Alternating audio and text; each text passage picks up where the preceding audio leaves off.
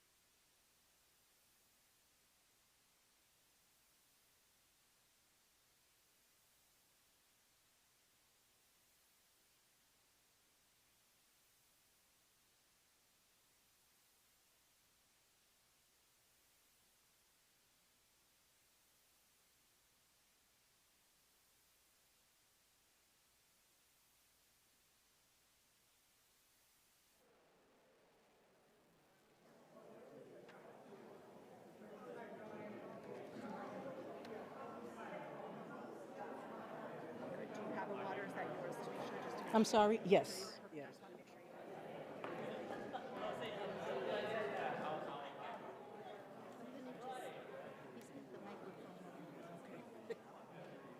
We're going to get started in 1 minute. So could everybody turn off their phones or silence? We're appreciative. Thank you.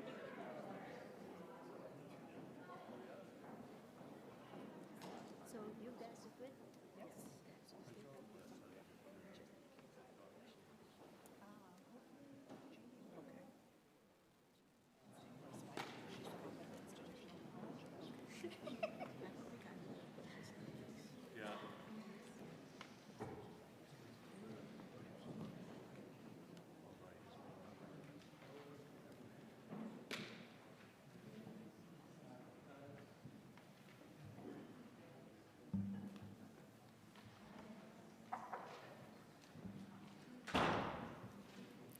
Thank you, everyone. We are so excited to be here tonight. The East Braintree Community Action Coalition is honored to sponsor tonight's candidate forum. We are featuring all candidates for both contested and uncontested seats in the upcoming November 4th election. I also just want to, as a side, let you know there are some agendas out there that don't list counselor at large. Please be sure we are having candidates who will speak to that, and that will be last on the agenda list. So our apologies for some of the copies that you may have that do not include that. As Jeannie mentioned, please take a moment to silence your cell phones if you haven't already. We do have questions. You can ask questions at the index cards towards the back. If you ask a question, if time permits, fill in your contact information as well. All of that will go to the candidates via email if it's not addressed this evening, if time does not permit. We have a few acknowledgments to make, as always, because this doesn't happen by one or two people. We extend our heartfelt appreciation to the dedicated public servants who represent and advocate for our community: Senator John Keenan, Senator William Driscoll, and Representative Mark Cusack. Your continued commitment to the people of Braintree and the Commonwealth is deeply valued. A special thank you to Mayor Aaron Joyce for advocating for the town of Braintree. We also would like to acknowledge Kate Naughton from the Mayor's office, Jim Casey and his staff from the Clerk's office, the janitorial staff who set the room up for us today, BCAM staff, which includes Bill Needham, Jerry Cormick, Wes Ray, and Martha Constantides. This evening would not be possible without the support of East Braintree Community Action Coalition's board, our moderator, Tamisha Civil, our timekeepers, Kara Waldron and Laura Kopis, and the rest of our volunteers, which also include Tricia McLaughlin, Genevieve Shamfin, Kodiak Shamfin, Don Whitney, Rich Bilecki, Sarah Bilecki, and John Giangrindi. We also offer our sincere gratitude to all elected officials who have faithfully served the town of Braintree and have chosen not to seek re-election. Councilors at large Shannon Hume and Charlie Ryan, James Regan and Daniel Morrissey from the Electric Light Board, Hagar and Lynch from our school committee. Your contributions have helped shape our community, and your service leaves a lasting impact. As mentioned, this evening's forum will be moderated by Tamisha Civil. On January 2nd, 2025, Tamisha Civil made history as the first woman of color to be sworn into the District 2 seat on the Massachusetts Governor's Council since its establishment in 1780. A lifelong advocate for fairness and dignity in the justice system, Councilor Civil brings decades of frontline experience to her role, having served as a probation officer, legal advocate, and victim witness advocate. Tamisha holds a master's degree in criminal justice and leadership from Northeastern University. The proud daughter of Haitian immigrants, her commitment to justice is deeply personal, shaped by the painful experience of her cousin's wrongful imprisonment for 27 years. Her career has been defined by a steadfast dedication to criminal justice reform, community empowerment, and amplifying the voices of those too often left unheard.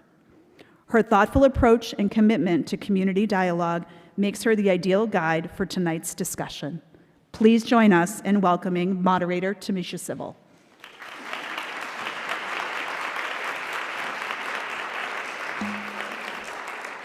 Thank you, Michelle, for that wonderful introduction. Good evening, everyone. Oh, I can't, you guys can do better than that. Good evening, everyone. It's an honor and a privilege to be amongst you all this evening to moderate this forum.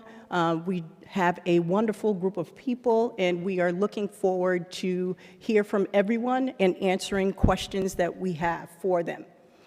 Just a little bit of groundbreaking rules.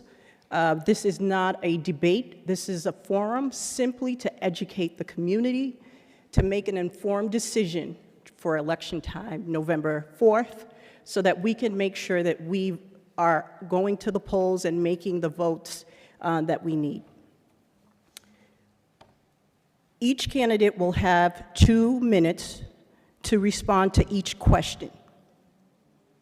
After these 2 questions, if there's no questions from the audience, please be sure to complete a card with your information, and we will have the candidates respond to them for you.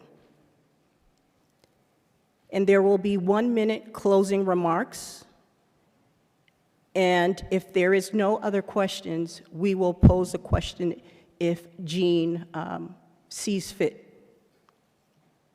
And the first candidates that we're going to have is the Braintree Electric Light Board. May I have Thomas Reynolds, Kimberly Dragoo, Sean Powers, and Henry Russell, Jr. to come up to the front, please.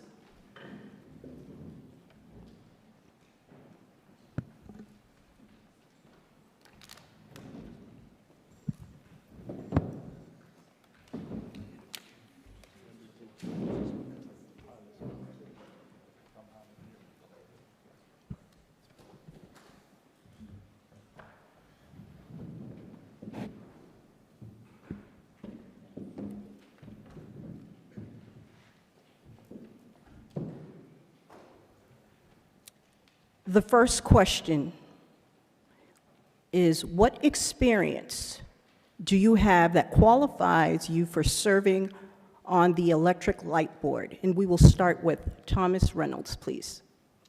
Thank you. First, I'd like to thank the East Braintree Community Coalition for sponsoring this event. I have 26 years as an elected official. It's been a privilege to serve the Braintree residents. I started out in the electric field as an apprentice, a lineman apprentice for Local 104, working for the electric line contractors. I attended Massachusetts Maritime Academy, and my major was marine engineering, which is a seagoing power plant. So my background has been there. My parents worked for the Boston Edison, so I was always aware of what went on when it came to electric power and reliability. I can go back to when we had the shortage, the blackout in the Northeast. My father called my mother to tell her that he wouldn't be home because all the lights were out. Well, my mother said, well, I'm watching TV right now in the kitchen. So Braintree Electric Light was the only power on at the time, and Braintree Light's power plant and the MBTA's power plant joined together to get the power back on in the Northeast back in the 60s. But my background has been in the electric field for a while. I was a public official for the town of Marshfield. I was the DPW director there. I know the enterprise funds, which Braintree Light is an enterprise fund. I've been involved with that as an employee for the town of Braintree for the water and sewer, the town of Marshfield, and the town of East Bridgewater dealing with enterprise funds. So my background has been in the public sector, and I look forward to representing the ratepayers of Braintree. Thank you. Kimberly? Thank you. My name is Kimberly Dragoo. I am a lifelong resident of Braintree. I have lived here for, been in my current home for 15 years, raised my kids here. I, similar to Tommy, have about 25 plus years experience in the energy industry. My career has been equally balanced, both as an employee, direct employee of a utility, and also as a consultant for utilities across the country. I currently, in my current role, I work for a utility holding company where I am responsible for all of our customer programs and delivery of utility growth in 13 different states and 17 different companies across gas, electric, and water. So my experience is very broad and deep. I do work for a utility here in Massachusetts as well, so I am very well versed in Massachusetts policy, all of the issues that are facing us as a state. And over the past year, I have been out, and while they were not Braintree voices, I have heard hundreds of people speak like you about the issues that they're facing with energy and how those things are impacting them. And I'm looking for that opportunity to bring all of that experience, to the board in Braintree and serve you. Thank you. Next, we'll have Henry. Yes, my name is Henry Russell. I'm a professional engineer licensed in the Commonwealth of Massachusetts. I have over 40 years of experience in the design of generation plants and power distribution. I spent 40 years retiring as a senior vice president from Parsons Brinckerhoff, who you may have heard of. I'm a resident of the town for 44 years, which may almost make me a townie, but I bring to the board my experience in the lighting and electrical industry, and more particularly, I am very familiar with how government operates. I was the chairman of the Conservation Commission for 17 years. During my tenure as chairman, I had two memorable projects. One was the rebuilding of the dam down by Lakeside. When I did the calculations on that, the commission and I realized that without the dam being there, there was, God damn, there was, excuse me, that there was an issue with flooding. At that point, we had a $10 million addition to that to prevent the flooding down there. I also, during my time on the board, we met with BELD. BELD was being shut down for 5 weeks by Algonquin Gas. That shutdown would have cost the rate holders a significant amount of money. Working with the light board commissioners, we were able to force Algonquin Gas to pay the $5 million for the shutdown. I think all of that sort of qualifies me for the job. Thank you. Sean? Good evening, everyone. My name is Sean Powers. I just want to thank the EBCAC for hosting tonight's forum. I'm running for electric light board. I'm a lifelong resident of Braintree, proud graduate of the Braintree Public Schools, and I previously served as your counselor at large for almost 10 years and on your school committee for almost 9 years, serving as both one term as president on our council and one term as chair for the school committee. I'm running for Braintree Light Board to ensure that this crucial community resource remains successful, well-positioned for the future. And I'm running to maintain our low electric rates, ensure that we have reliable power, and to reinvest in Braintree.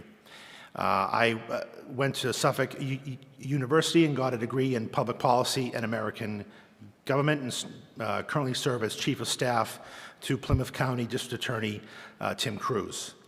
The experience I bring to the Light Board is experience of advocacy and listening to the residents of Braintree. I've traveled all over this town, met with many folks. The ratepayers are looking for low rates that are responsible and affordable, power that is reliable, but a good partner to Braintree. We need to find ways to reinvest in Braintree. Bell has a role to play for our economic development. Bringing in new businesses that can improve our town's finances, partnering with groups on projects that benefit our environment and make sure that everyone can enjoy those. So I respectfully ask for your vote on Tuesday, November 4th. Thank you very much. Thank you. And the next question would be, federal regulations have been clawing back on credits to support clean energy. How will this affect Braintree Electric Light sustainability to maintain clean energy? And we'll start off with Thomas. Thank you. Braintree Light currently has an 87%, has reached 87% of what the goal of 50% by 2030. Braintree is at 87, and we continue to work on that. What we've done is we power broke. We get purchase power agreements that hedge us rates from increasing, over the years. Right now, we've purchased power at 8 cents a megawatt.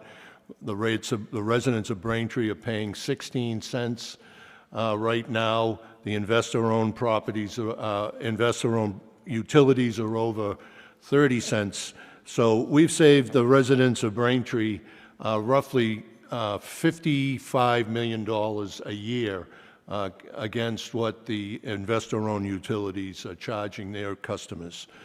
So we work very close with power brokers. We have a company called Energy New England that does a lot of our purchase power agreements. We do solar, we do wind. So we're well ahead of what the state is going to require, and we continue to build on that. Thank you.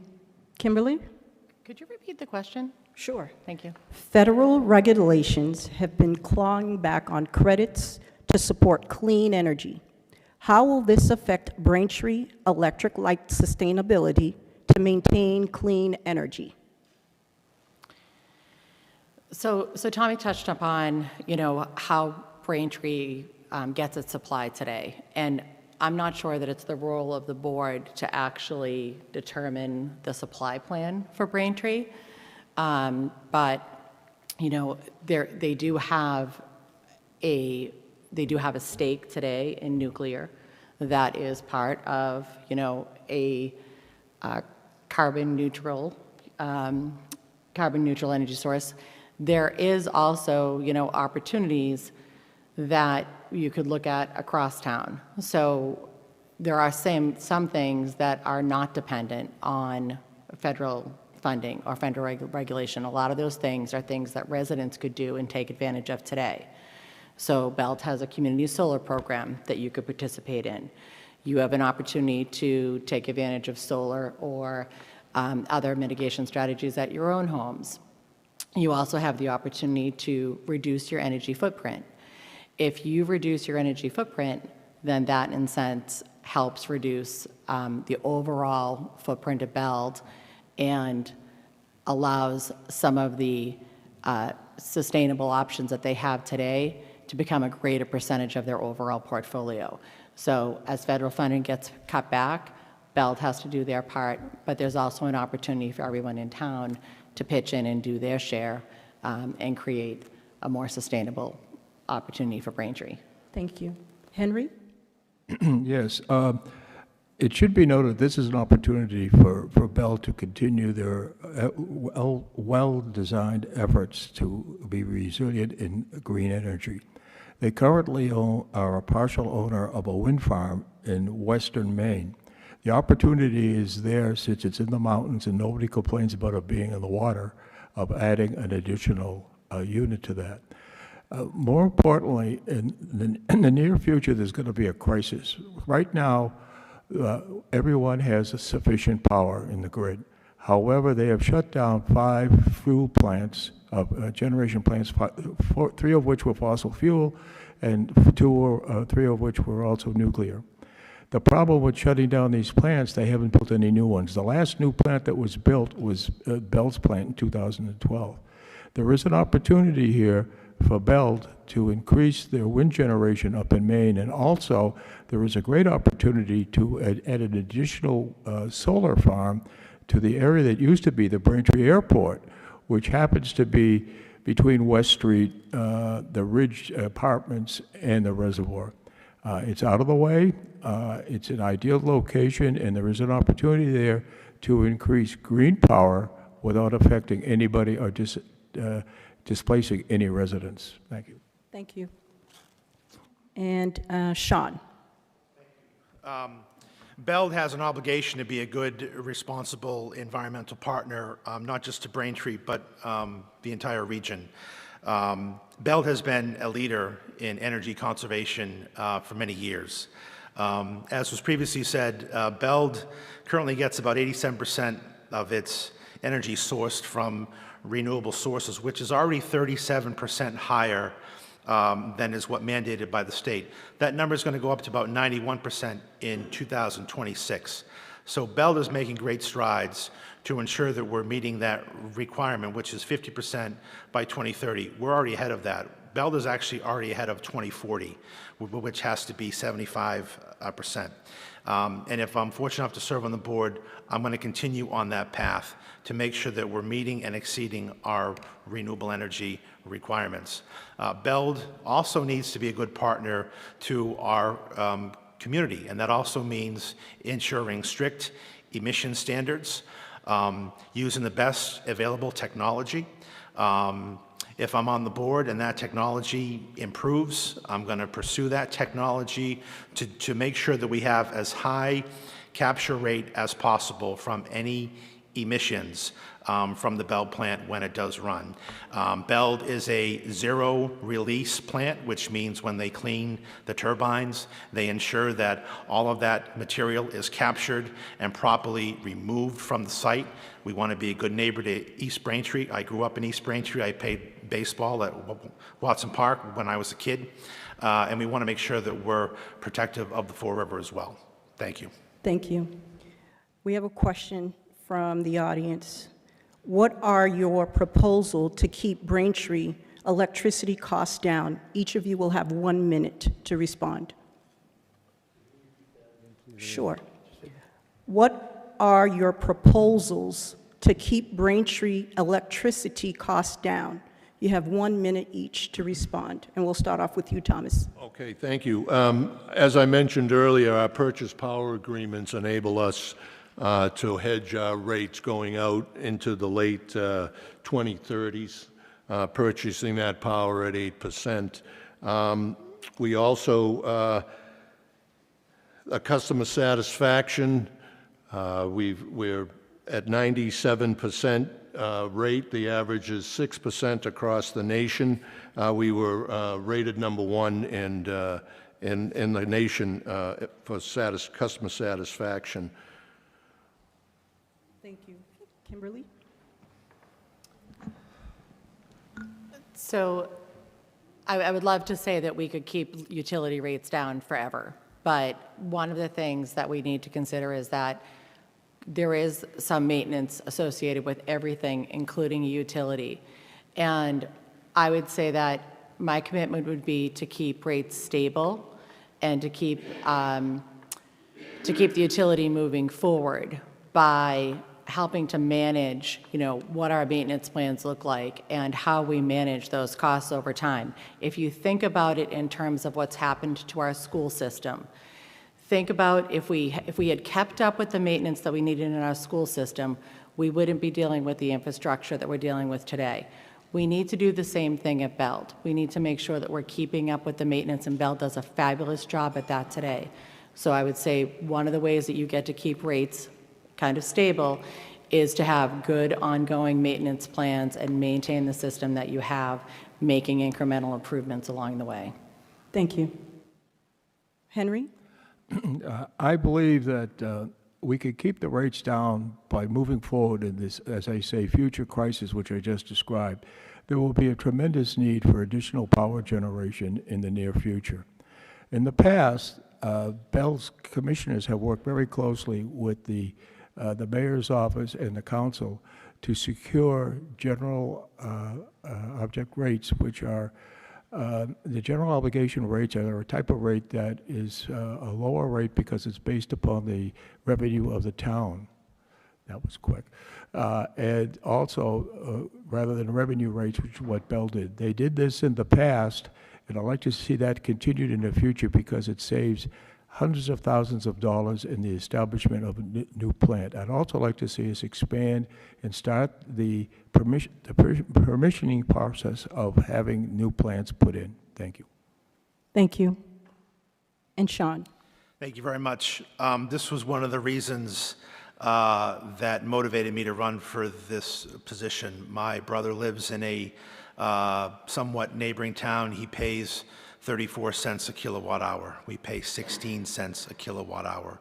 How we can maintain low rates, stable rates, is revenues need to be continued to be committed to the rate stabilization fund that makes the funds available, so when there's volatility in the energy market and you saw those spikes, funds come out of that rate stabilization fund first before we go to the ratepayers and increase those rates. The Bell board has continued to fund that. As your commissioner, I'll continue to fund that as well. Thank you. Thank you all for answering these questions. You will have 1 minute each for closing remarks. We will start off with you, Thomas. Thank you. Again, thank you to the East Braintree Community Action Committee. But what I'd like to say is that over the last 20 years, Braintree Light has spent over $80 million upgrading our substations and our entire system. We have a peak load of about 80 megawatts with the capacity to go to 220 megawatts. So what we've done is we continue to build relationships so that we can expand our services to try to keep our rates, but the most important thing is to keep our rates low. We don't want to go off and try to do these big projects that's going to require us to build out more of these substations. So it's very important that we understand that we're in a good spot right now. We will continue to build from there, and I look forward to representing the people of Braintree again. Thank you. Thank you. And I look forward to it. Kimberly? I'd also like to thank the East Braintree Civic Action Community Coalition for having us here tonight. I'd also like to thank all of you. This is a long night, and we really appreciate the civic engagement that Braintree has shown, over the past couple of forums that we've been at. I am very interested in bringing my experience to the town. People are talking about, keeping rates low. I have the experience of working across utilities, seeing some of the things that have impacted rates. I could tell you, 5 or 6 different things that have occurred that made huge impacts to rates across the country.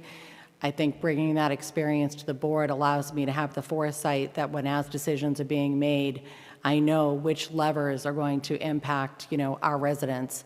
And I look forward to the opportunity or potential opportunity to bring that experience to Braintree. Thank you. Henry? Well, as we know now, the grid is in a stagnant. It does not have the ability to grow. The way you keep rates low is you have Bell generate more power. We should start the permitting process and the permissions to go forward. Right now, there's a 5-year delay on turbines. And that is important because we need to go forward with the permitting process, the financing of such a system, so that we can get the financing in place and be ready to go forward when it's necessary. That way, we will reduce the rates in town and maintain a long-term affordability for the residents. I want to thank you for the opportunity to speak here. I'm not a politician, I'm an engineer, I'm a technocrat. And I want to thank you very much for listening to what we have to say. Thank you. Thank you. Sean? Thank you very much. Just want to thank the EBCAC for hosting tonight's forum. I'm Sean Powers. I'm running for Braintree Electric Light Board to ensure that this important community resource continues to be well positioned to meet the demands of energy for the future. I'm running so we have responsible electric rates, to be a voice for the people who pay the bills, the ratepayers. Beld has some of the lowest electric rates around, and I'm running to keep it that way. As your light commissioner, I will ensure that capital investments continue to be made in our electrical infrastructure to maintain Beld's reliable power. We never lose power, so let's keep it that way. Lastly, I'm running to reinvest in Braintree with new partnerships, whether it's economic or environmental, to help improve our town's finances. I would be honored to have your support and vote on Tuesday, November 4th. Sean Powers, first on the ballot. Thank you very much. Thank you. Mr. Reynolds, Mr. Russell, Mr. Powers, and Mrs. Gradue, thank you for attending this forum tonight. You may take your seat.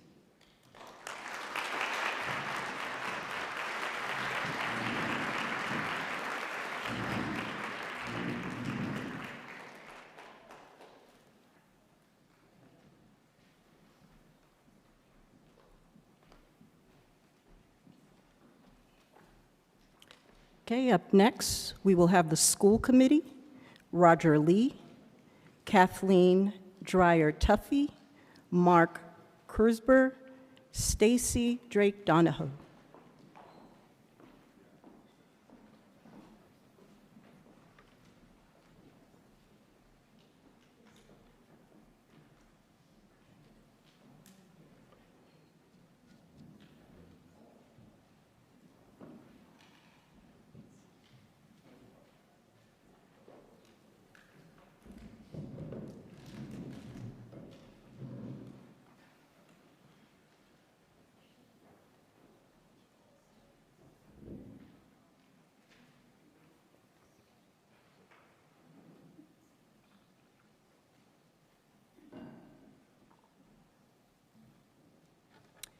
Tonight we have the Braintree School Committee candidates.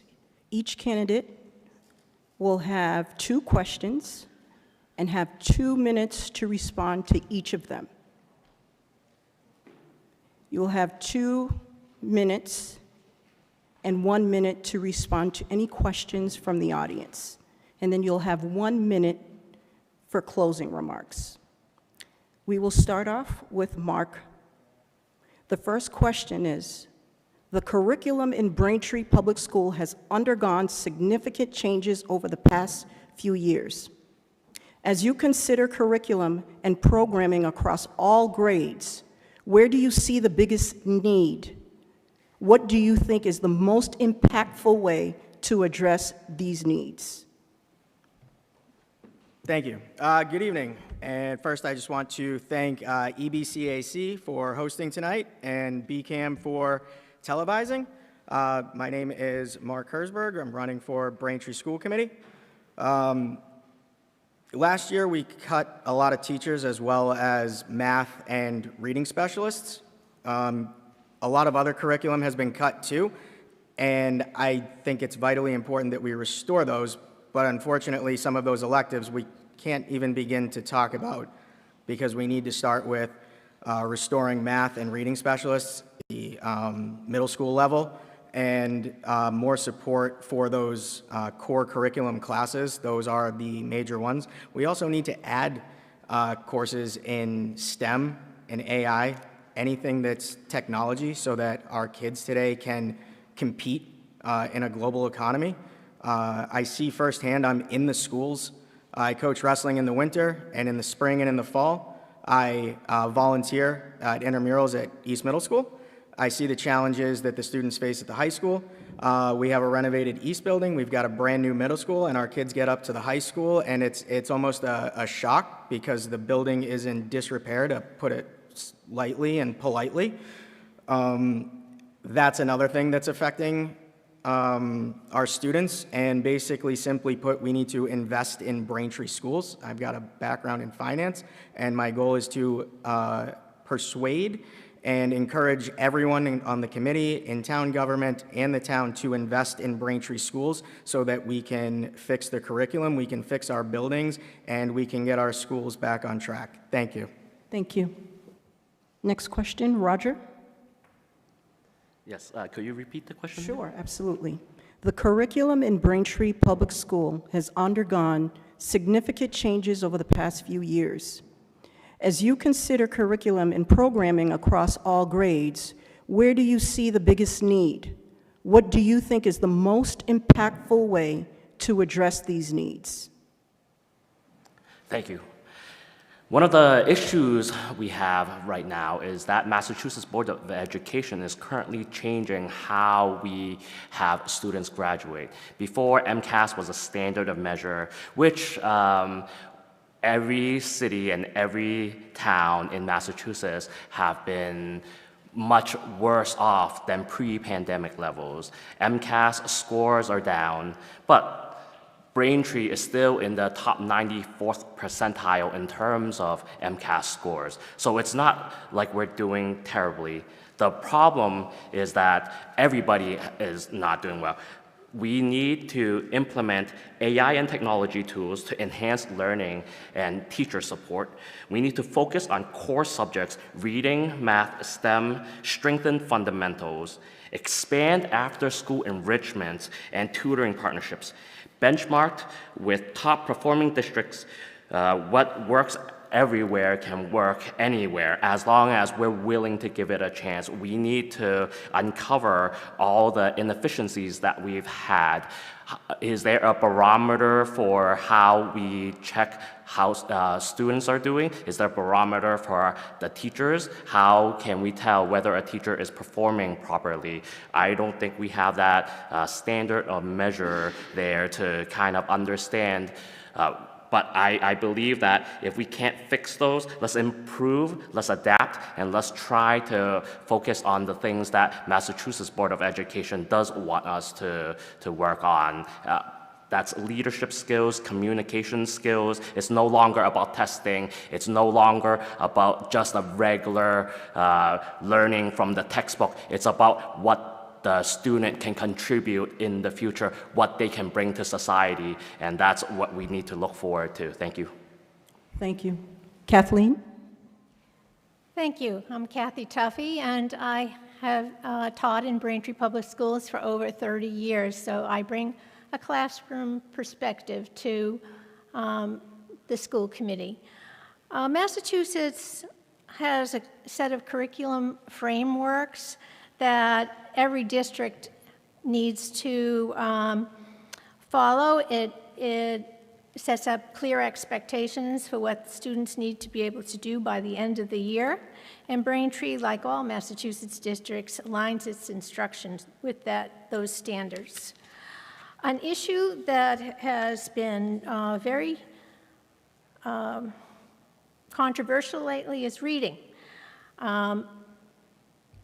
Back in the 1980s, Lucy Calkins introduced something called balanced literacy, which teaches children to read by incorporating a balance of whole language and phonics instruction. But it did not achieve literacy for all students. It left students with dyslexia and English learners behind.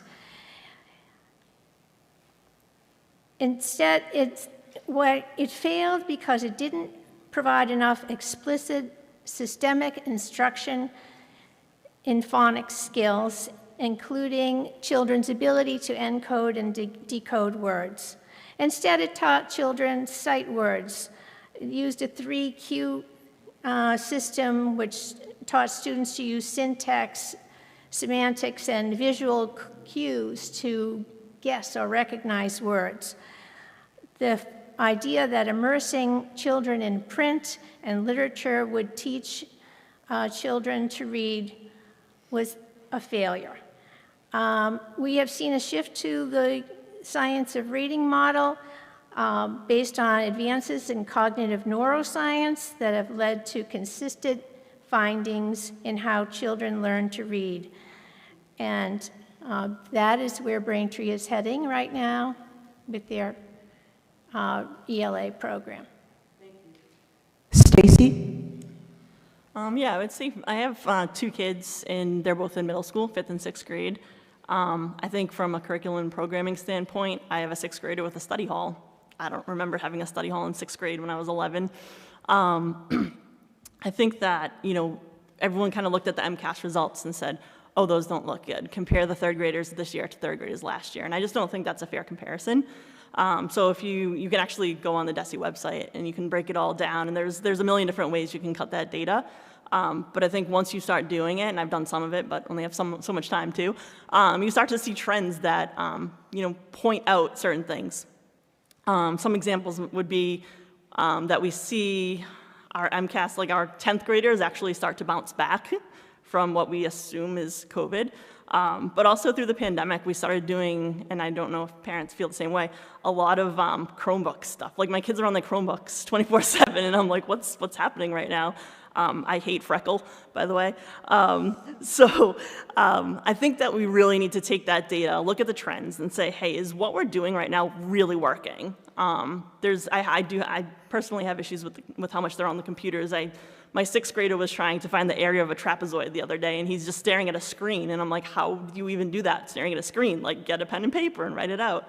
I also just think that there's trends within the MCAS results where we can look more closely at maybe like what strategies are being used across different elementary schools. If you look at how 3rd graders are doing in one elementary school versus 4th graders, it's actually kind of strange. Some elementary schools are doing much better in 3rd grade and then drop in 4th, and some going the opposite way. It's like, who are the specialists and what strategies are they using, and how can we kind of make that the same across all of our elementary schools, and would that give everyone a better start into middle school?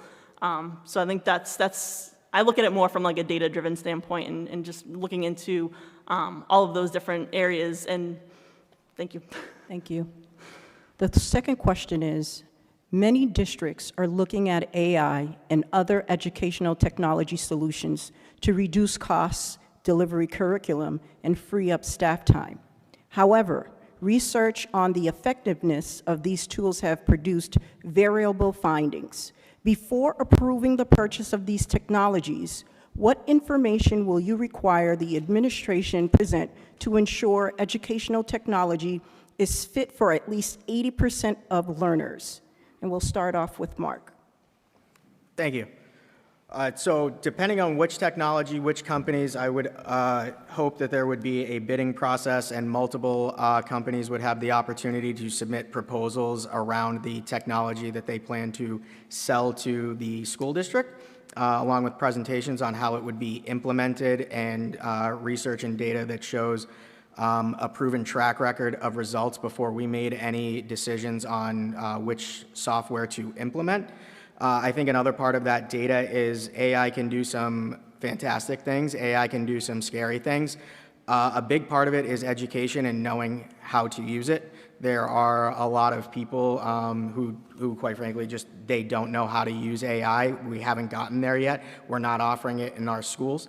Right now, the people that know how to use AI the most have either been forced to do it at work or have invested the time personally to get an understanding of it. My wife and I have both had to use AI at work, and for the amount that we have put into it, I still feel like that we're still at the tip of the iceberg with some of the stuff that this AI can do. And that's why it's more important than ever that we do implement it and teach our children how to use this and have them fluent in AI, because AI is not going anywhere. It will be a big part of the future. I don't think it's going to be this end-all, be-all, this doomsday that people see coming, but it will be a big part of the global economy for the foreseeable future. Thank you. Thank you. Roger? Thank you. As a co-founder of a technology company that was innovating and teaching education overseas and trying to bridge the gap, we worked through many issues that we kind of foresee with AI. Even though we were on very early stages of trying to implement these technology in a pen and paper system, we've kind of figured out along the way there is no best solution, there is no best technology. It's always going to be a work in progress. What is good today isn't going to be good tomorrow, and we got to prepare the kids for the future. I've spent over 1,000 hours in all the different AI applications. I've used all the different up-and-coming AI driven programs and apps, and I can for sure tell you, People that are lacking behind in AI definitely has a harder time trying to see a future in which they can be as productive. Because even though AI is scary, AI is amazing in the hands of a sculptor, in the hands of a musician, in the hands of somebody that knows how to use it. Anybody that is capable of telling the AI, this is what I need you to do, the AI will continue to work on that until you're able to do it. And why do we want to hold that from our kids? We want to share this, we want to teach this, we want to make sure digital literacy is higher, and we need to start now. So as a person that is deeply rooted in technology, in innovation, in efficiency, I want to go ahead and see that we start implementing the AI and not just talk about it, not just trying to figure out which AI is the best or what is going to work the most. Thank you. Thank you. Kathleen? Could you just repeat the question, please? Sure, absolutely. Many districts are looking at AI and other educational technology solutions to reduce costs, deliver curriculum, and to free up staff time. However, researches on the effectiveness on these tools have produced variable findings. Before approving the purchase of these technologies, what information will you require the administration presents to ensure educational technology is fit for 80% of learners? Thank you. So as chair of the policy committee, we implemented an AI policy last year. AI is present and is expanding exponentially. It's everywhere. So we have our AI policy. We used models from universities and experts. We've asked students not to use AI during assessments, to use AI as a supplement, not a replacement for learning. For example, you could use it as a grammar and style check or deepening knowledge into subject matter. We've also asked our students to cite generative AI tools whenever they're used. I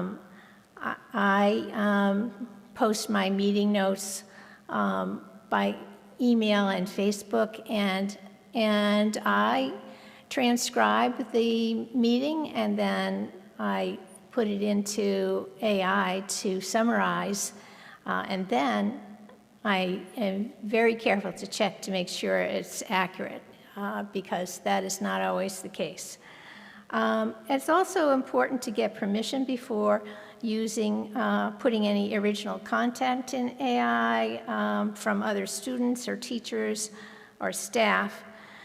So we have allowed flexibility for teachers to impose restrictions. Middle school teachers didn't want their students using it at all.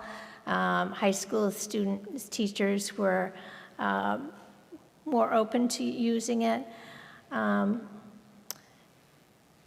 As far as lesson generation and other... Thank you. Thank you. Stacy? I think when it comes to technology, you know, in the reality of a classroom, we really need to make a distinction between learning about and how to use technology versus using technology to teach. I really feel like there's, especially in the younger grades, there's not really a place for too much technology because it's really important, I think, for kids to, you know, be learning collaboratively with the other students and interacting with the teacher and doing a lot more of that hands-on type of learning. I think as you get to high school, that's where you need to really start applying, you know, how do we teach our high schoolers about technology and how to use it appropriately so that they can go on into college or the workforce, whatever it is, and you know, be ahead of that. In order to approve funding for technology, I think that's really the basis, is understand what that use is going to be. I would refuse technology that was going to replace a teacher. I just don't think that actually works, yet, to be fair. But yeah, I think it's really comes down to, what grade level and what that technology is actually going to be used for. Thanks. Thank you.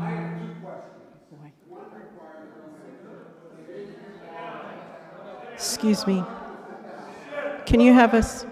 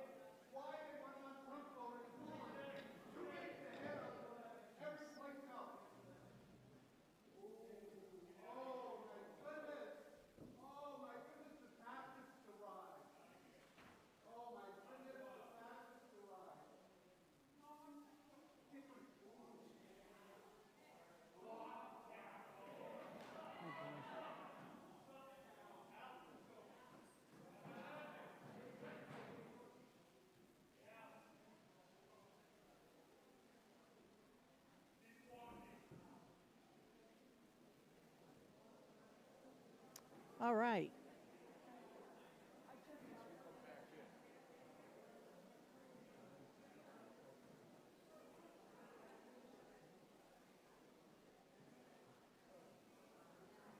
Can everyone take their seats?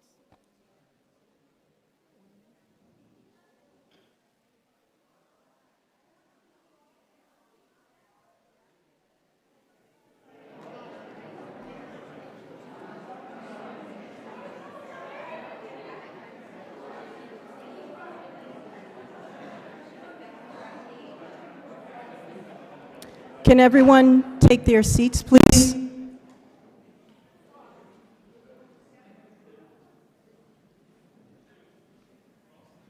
All right, we're all set. Thank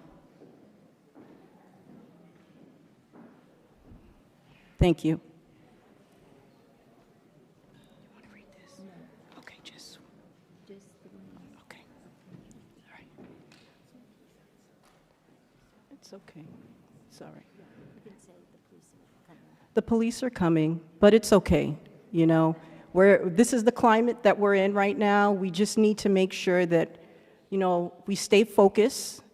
This is why we're having a forum, to make sure that we're learning and understanding our candidates and what their position is. And November 4th, we'll take our anger to the polls. So let's just continue this forum and stand together in harmony, okay?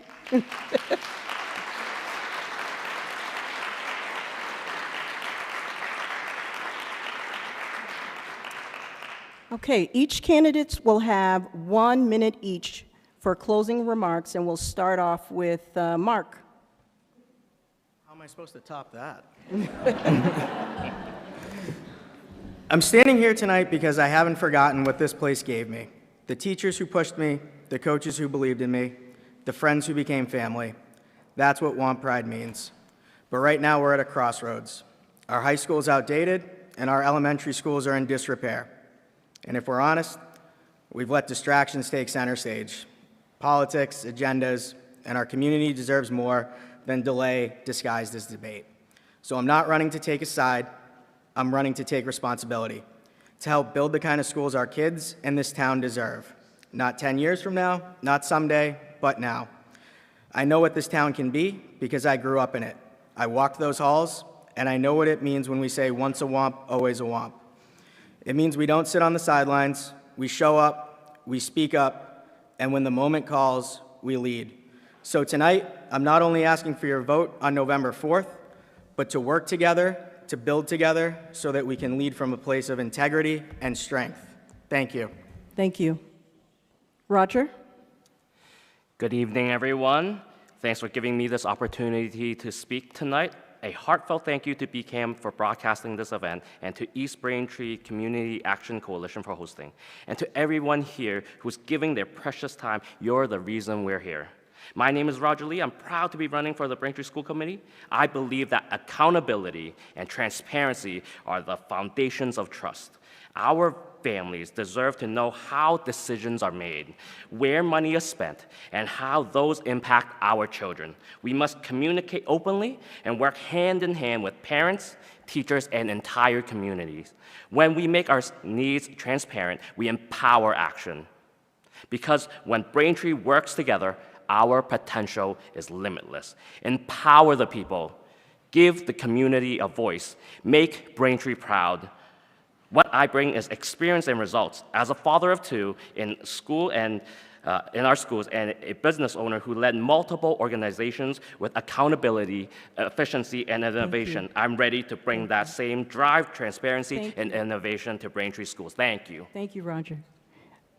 Kathleen? The school committee plays a vital role in providing public oversight for our schools. We hire and evaluate the superintendent, establish district policies, review and approve the budget, set graduation standards, and approve redistricting maps. While we don't set the budget or choose curriculum, we can and should shine a light on issues that matter to the public. I've been outspoken about Braintree being one of only 15 districts in the Commonwealth that still require young families to pay tuition for full-day kindergarten. I successfully argued against cutting 5th grade social studies instruction in half and placing our students in study halls. I've advocated for giving committee members more time to review warrants before authorizing school spending.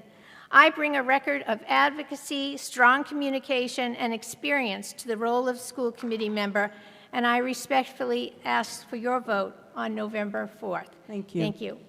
Stacy? Thank you, everyone, for being here tonight.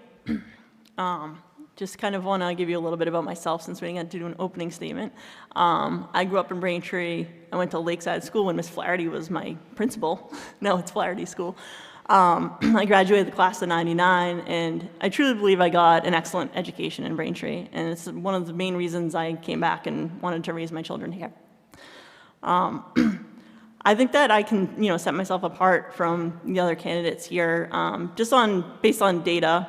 This is my life. I spend my life in spreadsheets, and I enjoy it. So I'd really like to, spend my time and efforts to give you guys all transparency on what's happening with the budget, what's happening with, academic achievement, and do that by running the numbers for you and showing you what needs to happen in the schools to keep them as good as they were when I was here. Thank you. Thank you. Mr. Lee, Mrs. Tuffy, Mr. Kuzbar, and Mrs. Donahoe, we thank you for attending our forum tonight. You may take your seats.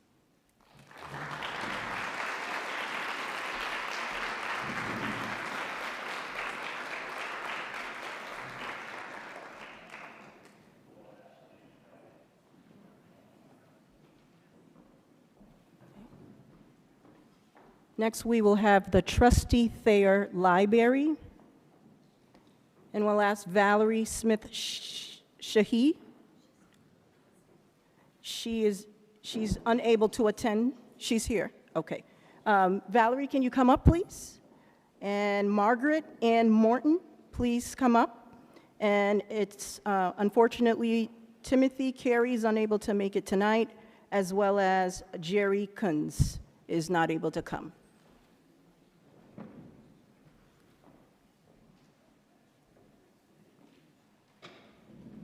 Valerie and Margaret.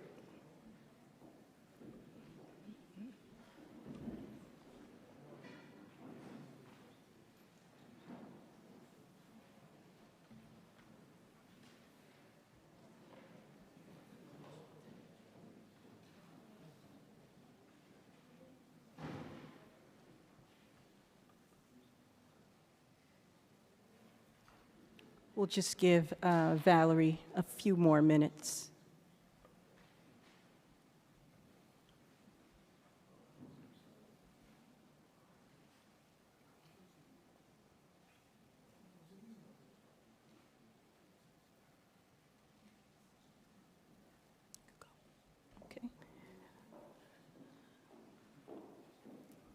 Since this is a non-contestant race, We will give Margaret 1 minute to introduce herself to the constituents here. Thank you. I guess I'm the only victim tonight. So I would like to thank the committee because I think it's so important for all of us to hear the candidates so we can make educated choices. I want to say that my name is Margaret Ann Morton. Everyone calls me Meg, but on the ballot it's Margaret Ann, and I'm here to ask you for your vote. I am a retired librarian. I worked for the Braintree Public Schools for 26 years, and I probably had a few of you. I know of 2 in the room so far. After I retired, I volunteered at the school libraries for 15 years at East, South, and Morrison. So if you have any questions on the Dewey Decimal System, I'm your person. Under a minute, thank you. Thank you so much, Margaret. You may take your seat.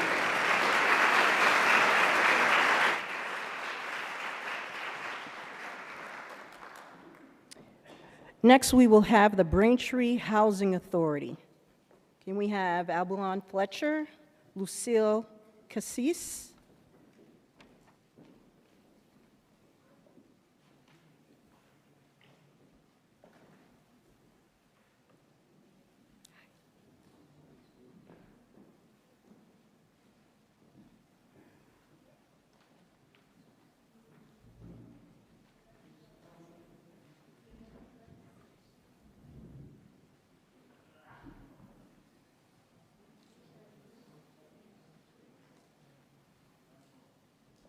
Okay.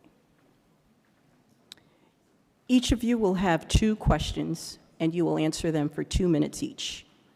The first question is, what background do you bring that supports you as serving on the Housing Authority Commission?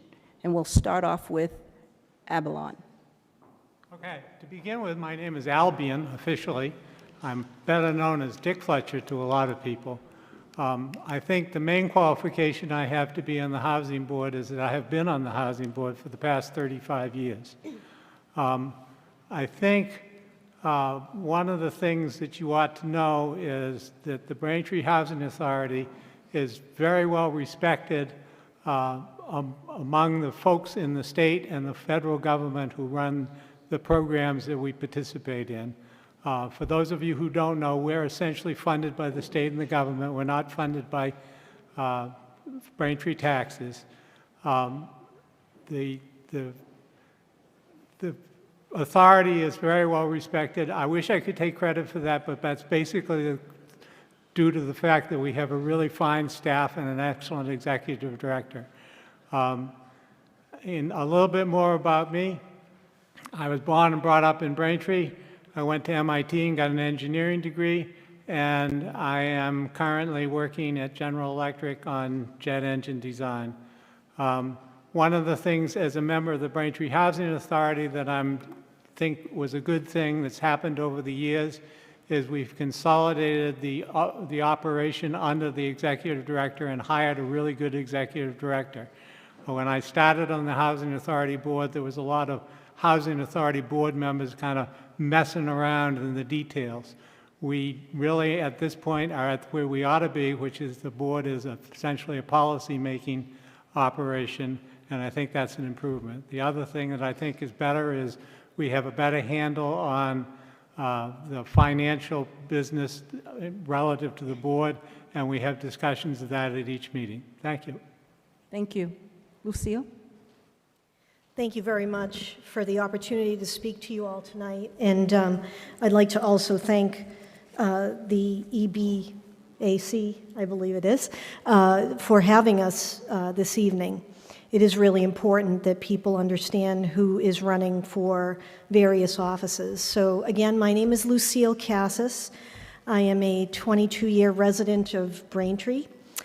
And my husband, John Rogers, and I have raised 2 children in the community, gone through Braintree Public Schools. And my background is primarily in nonprofit. So for the last 25 plus years, I've worked in various roles in nonprofit organizations, healthcare, affordable housing, also with disability organizations. So I feel that that's a really good background for me to make a contribution on this board. The fact that I've worked in an organization, Father Bill's in Mainspring, that had, at the time, about 500 units of affordable housing. They now have 1,000.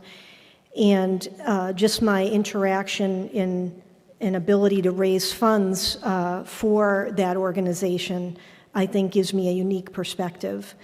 And I'm at a point in my life that I want to give back to the community that's given so much to my family and to me. And I'm honored to be on the ballot, and I'm excited to be here. Thank you very much. Thank you. Next question. As a Braintree Housing Commissioner, how will you ensure and enhance a plan for residents to have an effective dispute and resolution process with advocacy representation? Mr. Albion? Could you repeat the question, please? Sure.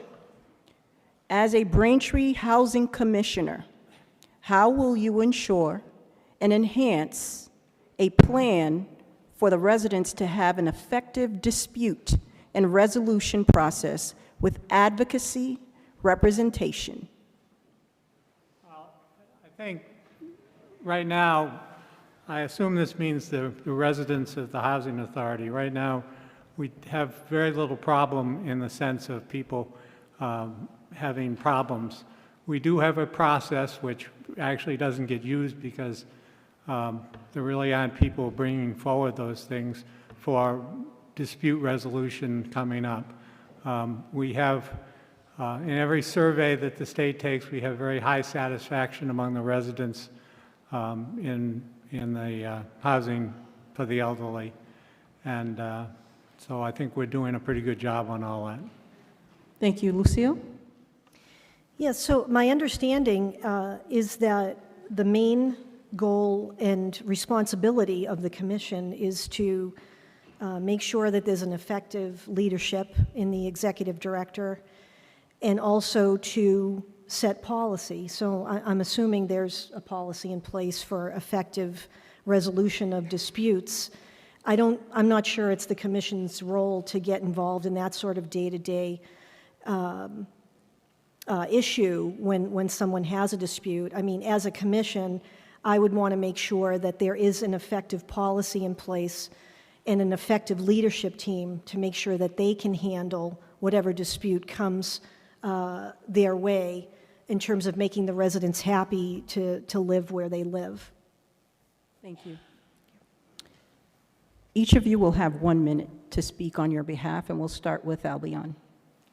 Thank you very much. As I mentioned, I have 35 years on the board. I think I'd like to continue on for another 4 years. I think at this particular point, continuity on the board is particularly important. We're in the process right now of hiring a new executive director, which is actually a first since 2002. So we've had an excellent executive director over the last 20 plus years. We're in the process of hiring a new one, and I think some continuity on the board as the new executive director takes over is an important thing.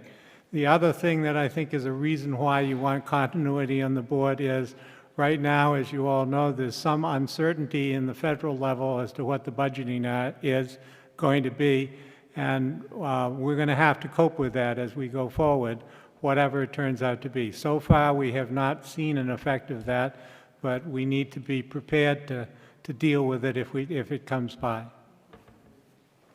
Lucille? So I would like to say how much I respect my opponent, Albion Fletcher. He's a well-known and respected person on the board, and obviously I can't compete with his level of experience, let's face it. But what I think I do bring is a real energy and curiosity in terms of learning what makes really good quality, affordable housing in the town that I love, and a willingness to be creative and invest in the future. I think the buildings that we have are built in the 70s and 80s. I think there's room to improve how we make sure that that quality housing is there for a very long time for the most vulnerable populations that are served by the Housing Authority. Thank you. Thank you. Okay, Mr. Fetcher and Mrs. Casillas, thank you for attending our forum and answering the questions. You may take your seats.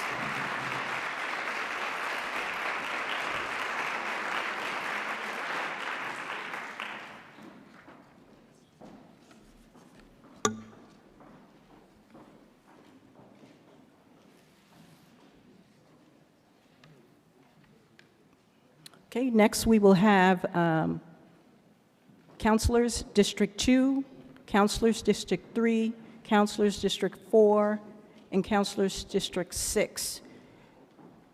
Joseph Reynolds was unable to be here with us tonight, and Peter Morin was unable to attend tonight as well.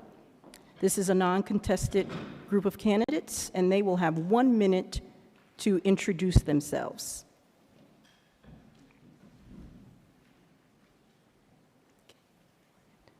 And we will start with Councilor 3, Elizabeth. Good evening, everyone. Elizabeth Maglio, the District 3 Town Councilor. And I want to share with you that when I walk through East Braintree, I see families who deserve clean air to breathe and kids who should be playing near the Fore River, not worrying about what's in it. And I see the frustration of people who've watched pollution, blight, pile up for decades. But I also see hope, because residents are standing up and saying, enough. The Fore River Basin should be the jewel of Braintree and reflect who we are. That's why I'm hosting a 3-part environmental summit on the Fore River that is free, virtual, and focused on our future. I also serve on the Ways and Means Committee. Every May, we scrutinize the budget line by line. 4 years of meetings and video links are available thanks to BCAM, because your money, our money, matters, and it's worth paying that kind of attention to. Community organizing is my passion, and inclusion is one of my core beliefs. That's why I helped launch the East Braintree Community Action Coalition, our host for this evening, and an example of neighbors solving problems together. That's also why I filed the Braintree Pride Ordinance, so that every resident and visitor feels welcome and respected. Thank you. Sorry. Anne Marie? Hi, my name is Anne Mary Quilty, and I am the Town Councilor for District 4. I'm running for a second term, and it has been an honor to be the Town Councilor for District 4 for the last 2 years. As background about myself, I've lived in Braintree for almost 24 years. I have a 26-year-old daughter. I'm a retired member of the Massachusetts Bar. I hold a Juris Doctor degree. I'm also a registered nurse. I have a Bachelor in Science in Nursing. I understand that my job is to represent my constituents. I am also here to listen, and I'm sure there's a lot of people that can vouch for that. Let's see, I have office hours every first Monday of the month. I send out a monthly newsletter so people know what's going on in the town and what I've been up to. I have a Facebook page, it's Anne Mary for Braintree, and if you'd like to sign up for my monthly newsletter, you can go there. Please consider voting for me on November 4th if you live in District 4. Thank you. Thank you. So Mrs. Maglio and Mrs. Quilty, thank you for attending our forum tonight. You may take your seats.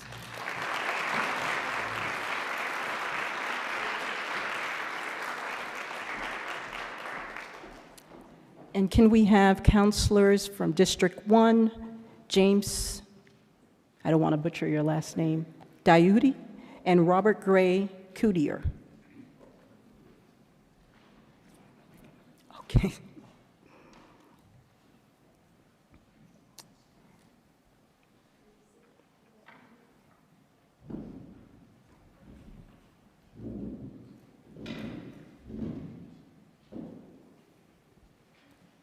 Okay.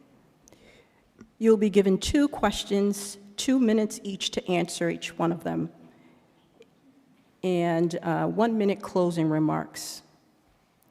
The first question, what specific qualifications do you possess to support this role. And we'll start off with James. Good evening. I'd like to thank the EBCAC for hosting this evening and for all of you for attending. My name is Jimmy Diuti. I'm a lifelong resident of District 1 in Braintree, and I actually live in the house I grew up in with my wife and 2 children. Both of my children attend Liberty School. My 4th grade daughter is in the same classroom I was in when I was in 4th grade, and my 2nd grade son is in the same classroom I was in when I was in 2nd grade. In terms of my qualifications, I was one of the youngest town meeting members ever elected in Braintree. I served on the Finance Committee. Then I was elected, also sat as an elected member of the Parks and Recreation Commission, and I served in the Community Preservation Commission as well. Most recently, I served as a member of the Superintendent Search Committee. In my professional experience, I've worked at the State House for a number of years, including for former Representative Joe Driscoll. I also worked for a number of years at the School Building Authority, helping districts construct K through 12 schools. And currently, for the past few years, I've worked as a special education and education policy advocate on Chapter 70 and special education circuit breaker. So I've done a lot of work in terms of advocating for special education students and education issues, including adult education and school building authority issues. I feel that my experience in town makes me uniquely qualified to represent District 1, and I look forward to meeting more of you out door knocking over the next couple weeks. Thank you. Robert? Good evening, everyone. And firstly, I'd like to thank the EBCAC for organizing this event, Governor's Counselor Civil for moderating this event, and for all of you for choosing to be here instead of watching the Bengals versus the Steelers tonight. As for experience, I have about 5 years of experience now as a financial analyst, primarily evaluating, projecting, and scrutinizing high-value projects, some valued over $100 million. I have progressed quickly in my job and in my field, and in the time since I've graduated college, UMass Boston in the year 2019. My experience in the financial analysis field would make me an exceptionally well-qualified candidate and has given me a highly analytical way of thinking in order to find solutions to right our fiscal ship as we are staring down budget shortfalls again as soon as next year. We need to be fiscally responsible, fiscally sustainable, and it needs to be done in a way which doesn't further burden the residents, businesses, and neighborhoods. This is my field of work, and I am ready to get to work for you, for the people of Braintree. Thank you. Second question. What are 2 priorities in District 1, and how are you best qualified to advocate for them? We'll start with James. 2 of the biggest priorities facing District 1 are development and redevelopment around the community, and also traffic mitigation issues. There's a number of, District 1 represents the largest tax revenue base within the town, between the Messina Drive, the Simon Mall properties, and all the other community developments. It's been a hotbed of activity for the past few years, and one of the main issues is that community input needs to be listened to and observed in all of the development going on around the district. This has a significant impact not only on the district but also the town because of the current enrollment trends and rates at the public schools. There's a lot of overcrowding, especially at the elementary school level.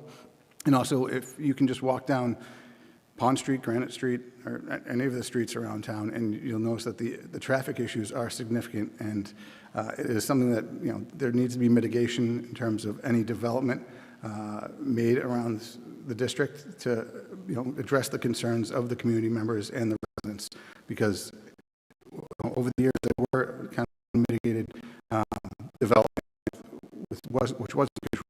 Now we're kind of backed ourselves into. I think that smart, comprehensive development is something that needs to be addressed. Thank you. Robert? I've been walking around and talking to District 1 residents. The top issues that keep coming are taxes and fees, overdevelopment, traffic and safety, as well as schools preserving spaces, supporting police and fire departments, as well as addressing crime at the plaza. As far as development goes, I've stood with the residents of District 1 for the past 3 years as they've been fighting back against intrusive and incompatible projects such as ZOM down at the mall and now the proposals at Dalton and Armstrong, which are over near the Dyer Hill neighborhood. I've met with, gotten to personally know, and have heard the concerns of hundreds of people in the district and have kept track of every concern, whether large or small, so that I can deliver for them starting on day one. On top of that, for some of the other issues, traffic and safety is one of the larger ones, with many people on many different streets saying that they are concerned about the speeding and about the turnarounds. Doesn't matter if this is a main street such as Pond Street, Walnut Street, Washington Street, or if it's a dead-end road with a cut-through on a path such as Glendale Road over near Braintree High School. The preservation of green spaces is another enormous one, as we are facing a massive amount of development and we're seeing our green spaces gradually be rolled back. People want more compatible development. People want more commercial businesses to help broaden the tax base, and people want generally more greenery in the town. They don't want to be overdeveloped. And also the South Shore Plaza with the crime issue that has been originating from there. Over 22% of all police calls, minus the one tonight, have been down at the South Shore Plaza. And we need to come up with some better public safety plans to address the concerns stemming from there. Thank you. We have an audience question. Crime is a major issue. We have been faced with crimes from the mall mail spilling over into neighborhoods. What do you think we need to do?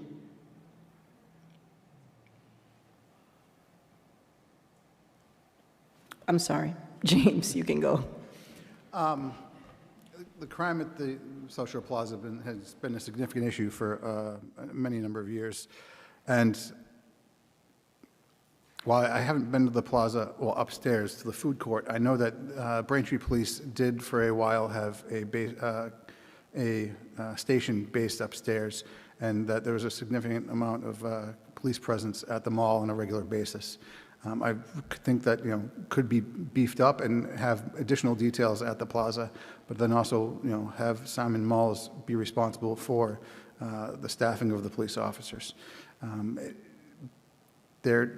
Police presence is often a deterrent for many areas of crime, but it's also kind of part of the issue of the location of the mall. It's accessible to 3 major highways, and a lot of communities, it's easy to get into and out of. So I think that increasing the police presence at the mall is probably, might be one of the best deterrents for the crime there. Thank you. Robert? So the plaza, as I mentioned briefly in the last answer, it is a massive concern for the people of District 1, and particularly those in the Flaherty School neighborhood abutting the backside of the mall. Despite it being less than 15 years ago that I would frequently go there with my friends after school, in the time since it has become crime-ridden and accounting for, as I said, about 22% of all police responses in town. It's had 3 shootings in the last decade as well. Now, many Braintree residents have said that they no longer feel safe there or don't allow their kids to go there. The mall needs to come up with a crime mitigation plan and work hand in hand with Braintree Police in order to do that. Likewise, they should also increase the security at the mall and also pay for more police details there. I miss how it used to be. I miss when me and my friends used to hang out down there. I feel like the mall can get there again, but they just have some work to do. And working with the town to do that is something that should be very high on their priority list.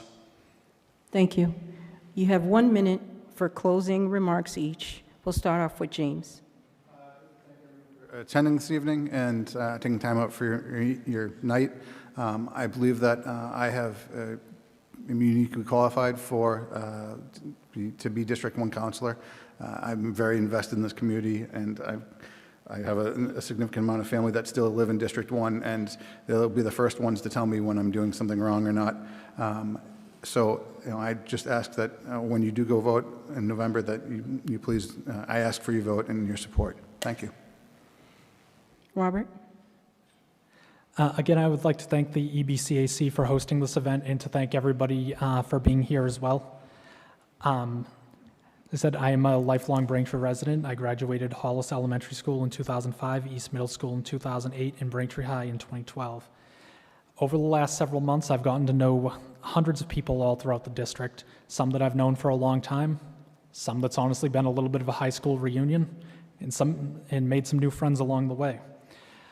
And I can promise everybody this, and it says it on the bottom of my signs: for the people, for Braintree. Starting on day one, I will be there to represent the people of Braintree, not outside interests. I have no connection to town government before, and I am ready to bring my financial expertise and some fresh ideas to Town Hall, and I look forward to representing the people of District 1. Thank you. Thank you, James and Robert, for attending tonight's forum and answering the questions. You may take your seats.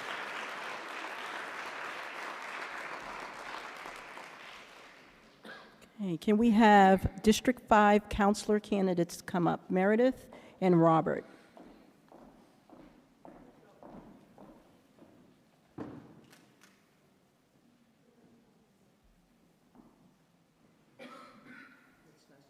Nice to meet you, too.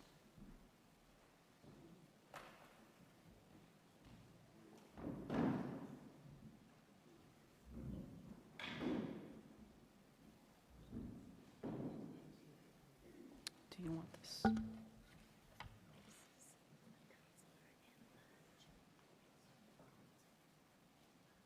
So we have two? Okay. I'll try.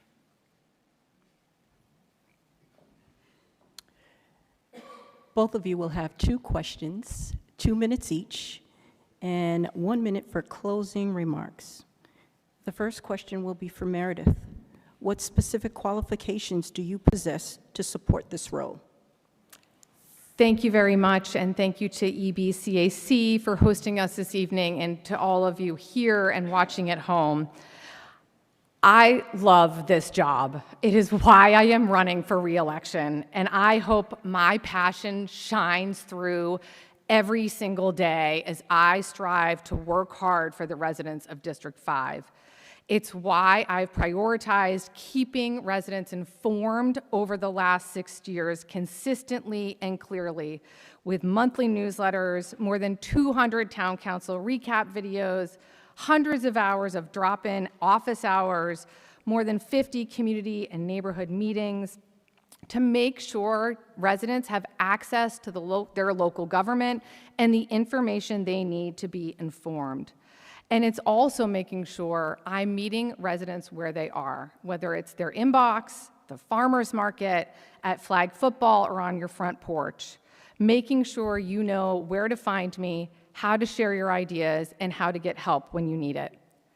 And it's more than just showing up that I bring to this role. It's driving results.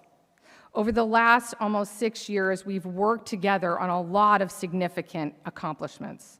On the environment, we've opened the Manatequit River Walk, one of my favorite places in District 5.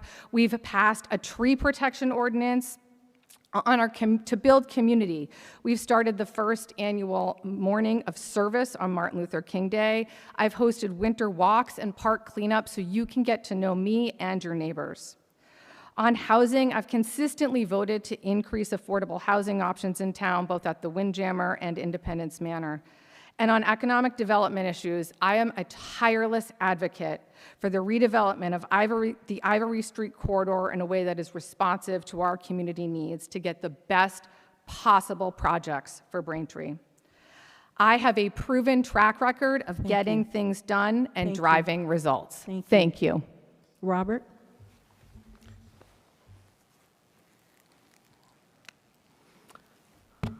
Good evening.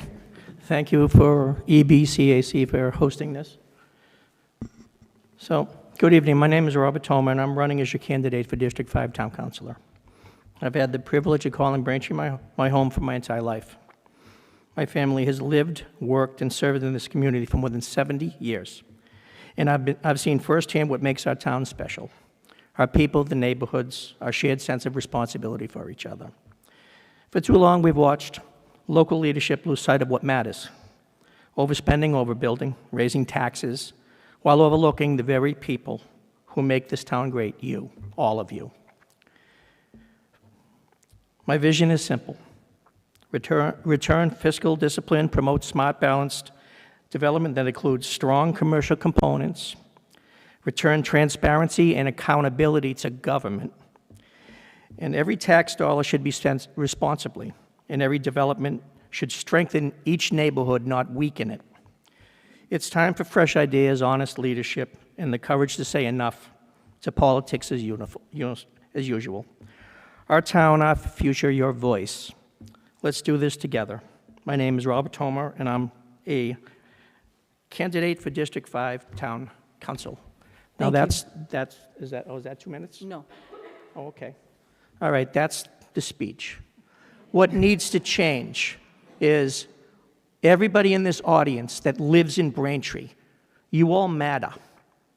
What's going on now? The government matters, and that needs to stop. Every one of you has a voice, and it needs to be heard. It needs to be heard in person. We need to go and see you in person. Not only do we do phone calls, we need to meet you somewhere. We need to get away from the COVID-19 lockdown that prevents people from interacting in real time. A lot of the government in that time frame went away from that. Thank you. And we need to change it for the better. Second question. What are your 2 priorities in District 5, and how are you best qualified to advocate for them? Meredith. Thank you very much. As I speak to residents and being in the neighborhoods in District 5, the 2 priorities that I see for the next term of the council is both actually work to help implement our master plan. The first is exploring how we can remove ourselves from reliance on the transfer station. 100 years ago, this location made a lot of sense. Today, it poses a serious quality of life issue, public health issues with air quality and emissions, and it's an economic bottleneck from us realizing the potential of the Ivory Street corridor and what that can be. As the chair of the Ways and Means Committee, I've opened up a public hearing so we can truly understand the financial implications of removing ourselves from reliance on the transfer station. And I'm working closely with Mass DEP to arrange a site visit and to apply for air quality monitors so we have data to back up all of the financial implications. The second issue in District 5 is also related to implementing our master plan, and that's supporting our vibrant commercial squares, which beloved South Braintree Square, a hub of our community life full of small family-owned businesses. As we prepare to welcome new residents in and around the square, my priority is making sure we are creating an economic ecosystem for our small businesses to thrive. Did you know there's 1,500 parking spaces between Thayer Public Library and Foley's Ice Cream, and many of them are privately owned and underutilized today? That's something we can work to change so our restaurants can have patrons actively there. We can improve our walkability in and around the square to get people on foot to enjoy our small businesses. And we need to think about improving traffic flow. To do this, it requires collaboration, creative thinking, and planning so that our small businesses can continue to be the place in South Braintree Square that makes it unique and special. Thank you. Robert? Repeat the question, please. Absolutely. What are 2 priorities in District 5, and how are you best qualified to advocate for them? Okay, so District 5 is large. It goes from the other side of the highway to over by the Dalton. It's large. The big problem that everyone knows is the traffic. Right now, there are 2 developments going on. One on Union Street, where the hotel was, and Armstrong Court. Armstrong Court could potentially divide the town because it's a bottleneck to traffic. They're going to bring in 750 apartments with no other options. And we're going to bring in 2,100 people, and we don't know what the impact is on the community or its budget. It seems like we're going backwards because We're bringing developers in, and we can't sustain the budget that we have. We need to revisit that. The traffic plan for Armstrong, for example, it was discussed the other night. They're going to do that in 2 phases. The first phase is going to pile all of the people that live there onto Plain Street, which is already a bottleneck. Hopefully, they'll revise that. The other thing at Union Street, they opened up the granite cut, so when that is done, all of that traffic is going to pile on right before the roundabout, which is not workable. We need to revisit those things. We need to work with the developers. All the people that are involved in this are the townspeople. The reason why I'm running is because I came up here to get a question answered, and it's still not answered. And I'm waiting. A lot of the stuff that I've been told isn't true. We need more people to speak freely, and it needs to be more transparent. And during the ZOM fiasco, a lot of mature trees were cut down. Thank you, Robert. You're welcome. We have a question from the audience. Thank you for that question, and I'll try my best to read your writing. That's a counselor at large? I'm sorry.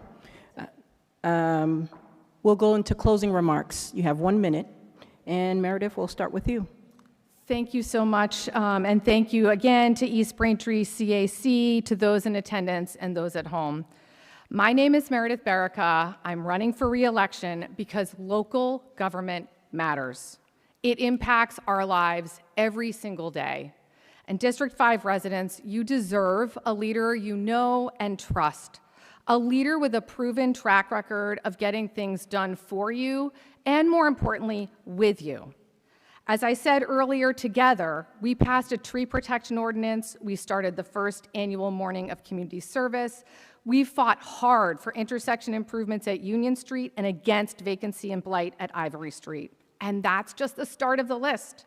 What we've done so far is only a fraction of what we can and will accomplish together, which is why I'm respectfully asking for your vote on November 4th. It's your guarantee this work continues. Thank you. Thank you. Robert? Throughout my life in Braintree, I've seen what makes this town truly exceptional: the families, the neighbors, the history that grounds us, the schools that shape our children and our future. It's that shared pride and sense of community that keeps all of us strong. But we've reached a moment when leadership must do better, where decisions are made always with transparency, fiscal responsibility, and respect for the people that live here. That's not happening. I'm not running for politics. I'm running for accountability, balance, and the belief that the government should serve its citizens, us, not them. Together we can restore trust in local leadership, build smarter and more responsible growth, and ensure every voice in Braintree is heard. Our town, our future, your voice. My name is Robert Toma, and I'm running as District 5 Town Councilor. That's the closing statement, and this is what I'm going to quickly add. Thank you. Oh, okay, cool. Thank you. Is it time? Time. Well, Robert and Meredith, thank you so much for attending our forum tonight, and you may take your seats.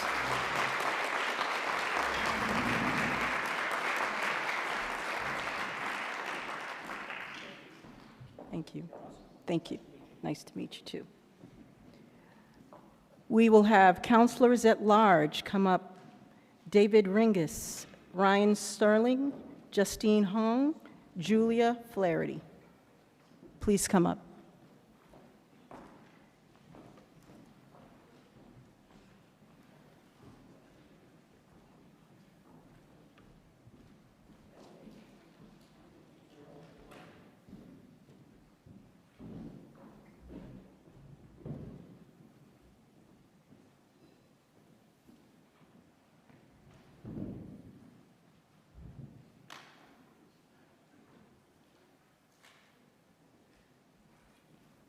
Each candidate will have 2 questions, 2 minutes to respond each, and 1 closing remark. And we do have a question from the audience that we'll ask.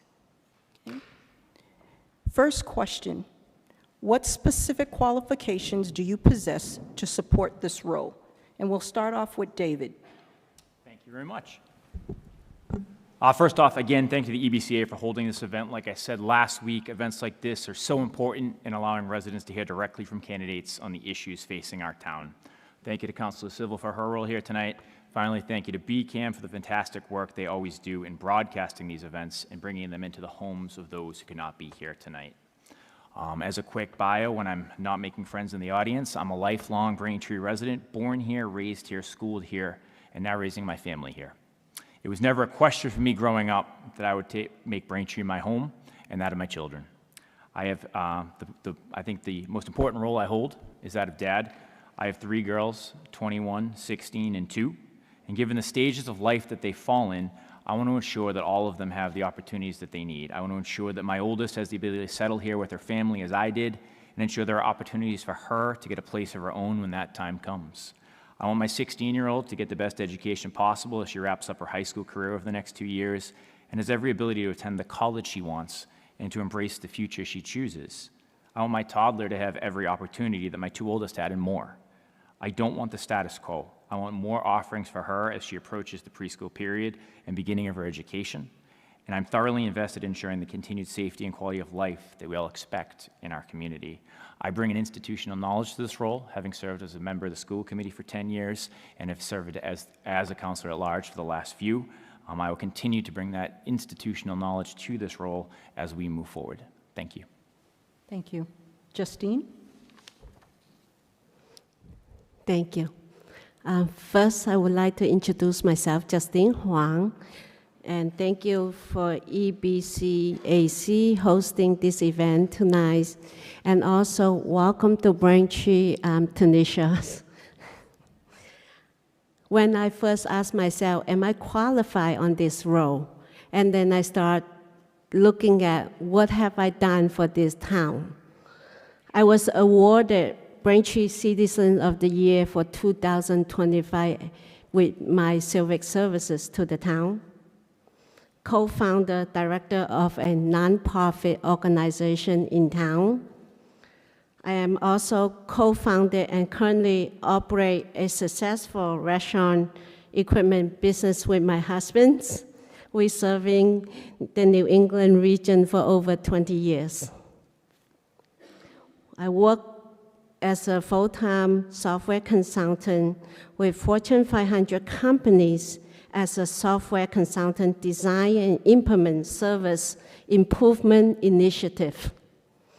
I served in the Charter Review Committee, Master Plan Committee. I am also a former Lakeside Flaherty School PTO member and as the director for 5K road race as well. I bring experience as a small business owner because I know what everyday challenge they have. I bring professional experience that has been working with Fortune 500 companies where I bring initiative. I build strategy with my expertise in software design and process improvement. Moreover, I bring my heart to this community. And with the proud parents for 4 kids, I bring my heart to keep Braintree that way we know it. Thank you. Julia? First, thanks to the East Braintree Community Action Coalition for bringing this event together to help keep the democratic process in Braintree robust. I know it's an enormous amount of work and thought, and it is just worth it to keep this critical process as strong as it can be. My name is Julia Flaherty, and after 3 terms on the council as the representative for District 1, I am running for councilor at large. My career background is actually in teaching. I was a teacher for 10 years at Whitman-Hanson Regional High School until I left that position because I wanted to stay home and take care of my kids.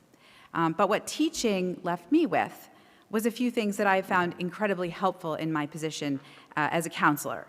First of all, it left me with an enduring curiosity and a love of meeting new people and learning new things. And this is deeply helpful as I have tackled all kinds of things on the council, from zoning regulations to municipal finance to road construction to recently the needs of migratory fish. So it's very broad ranging what we tackle on the council, and but most importantly, what teaching left me with was the ability to explain all that stuff to residents. It has helped me produce newsletters to help keep you updated on the issues that matter to you with graphics and diagrams and slide decks and whatever other digital tools I can find to help communicate the critical issues that we tackle on the council. Communication is a huge part of this job, and better communication means greater transparency, and that is vital in all government, and that is why I am running. Thank you. Thank you. Ryan? Thank you. My name is Ryan Sterling, and I'm proud to be your candidate for Town Council at Large here in Braintree. I want to thank the EBCAC for this forum tonight. I want to thank all the other candidates participating tonight and all of you here that's taking your time out and listening to us. I appreciate the opportunity to be here with you tonight. I was born and raised in Braintree. Me and my wife have decided to stay here. We had our beautiful baby boy about a year ago, and as many of you know, it really changes your life. And I want to stay here and give back to the community that helped raise me. My family's been here for over 40 years, from my dad coaching BYB, to my mom working in the schools, and to my brother now currently on the Braintree Fire Department. I believe I have the experience needed to hit the ground running and new energy and enthusiasm to run hard. I believe, as we all know, this body as a council is the legislative body for our town government. And I think my background in the legislature will help in that aspect, whether it be dealing with balanced budgets, asking questions, doing legislation that deals with zoning, variances, and asking hard-hitting questions that help us, the citizens, and listening to the citizens and their opinion and their concerns and issues throughout town and how we can work together to solve that. I believe my background in the legal field also helps in that aspect, and us working together, whether it's town officials, neighbors, the DPW workers, public safety, the whole town together and listening to each other and bringing every concern to the table. I'm looking forward to hearing the additional questions tonight, and I'm honored to earn your vote. And I hope we can work together to find common sense solutions and create a community that we all can be proud of. Thank you. Second question. What are 2 priorities town-wide, and how are you best qualified to advocate for them? We'll start off with David. Thank you very much. Any candidate here tonight could honestly answer that one of the biggest issue in this town is budget or budgetary constraints, and how Braintree identifies new sustainable revenue streams as we face continued inflation, contractual increases, and the need to reinvest in our community while also maintaining the level of services all residents expect. It's a fair answer, it's an honest answer, it's an accurate answer, but it's also a generic one. I firmly believe within the constraints of these budgetary issues we face, the biggest need we have is to identify revenue streams to either refurbish, renovate, or build a new fire station headquarters. I think any good leader is allowed a certain amount of leeway in touting their successes, but any great leader needs to be able to identify their shortcomings and where they need to improve. It's a sad state of affairs where our fire station is. The current status of Fire HQ is one that needs to be addressed now, not later, and it should be the priority of our community to ensure Braintree's bravest are given a clean, updated, functional, and healthy building from which to operate and protect our community. The most divisive issue in our town right now is housing and development. We have those pro-build for the revenues we might realize. We have those anti-build, believing that continued mass development weakens our infrastructure and alters the fabric and character of our community. I think the answer lies in the middle. We can't be a community that says yes to every developer who turns up on a doorstep, nor can we send every proposed project packing. Measured and responsible development is key to the housing debate we face. I firmly believe that starts with a look at 55-plus housing, which Braintree sorely lacks. An increase in 55-plus housing addresses a critical need here in the community. Additionally, those individuals who have lived here, raised their families here, will have the ability to downsize and remain in the community they love. This creates a positive vacuum-like effect. Mid-sized families will have housing stock to upgrade to. Those in starter homes can move into a house to which to start their family. And that will also open up starter homes for people entering young adulthood like my daughter, for those attempting to purchase their first home. 55-plus housing will not add students to our school system, nor impact town resources and infrastructure. Thank you very much. Justine? Can you repeat the question again? Sure. Thank you. What are two priorities townwide, and how are you best qualified to advocate for them? I know we heard all night long, it's the budget. It's the first priority. And everybody said, how do we improve that? As a councilor at large, first thing I would do is questioning our budget, have a long-term project plans. I'm looking at what we have for our town budgets. From Mayor Joyce started her campaign, we were in 4.3 million deficit. We had increased the one-time override, and we're also looking at many one-time development for housing to have that revenue. However, there's nobody looking at detail of how each line of the budget is being used, and how are we going to proceed for next 5 years with the long-term plans. If I'm looking at our fiscal 2029 forecast, we are going back to 4.2 million deficit again if we're going with the way that we doing today without a detail on how do we increase our revenue. We can no longer depend on grants. We can no longer depend on one-time free from developer. And we need to ask each department, how are they going to increase the revenue instead of just say, let's tie up our budget. That's the first one. Second one is, I know it's quiet, but as the development come into town, environmental issues. We have the green space being reduced with development such as zone project with the large tree moving. And we had issue with the over flooded when rain come into East Braintree with the Fall River contaminations. Therefore, I'm looking at working, improve these two major issues that I'm running for councilor for. Thank you. Thank you. And Julia? Thank you. The biggest challenge in Braintree is finding ways to ensure that our revenue grows, and it has to grow at a rate that allows us to take care of our town. It's a broad mandate.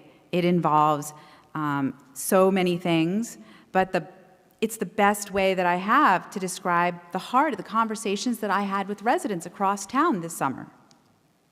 They want to know, how are we going to ensure that our physical infrastructure, our roads and sidewalks and buildings are safe and modern and accessible and equipped and maintained well enough to ensure that the people who work there, the people who take care of our community, can do their jobs.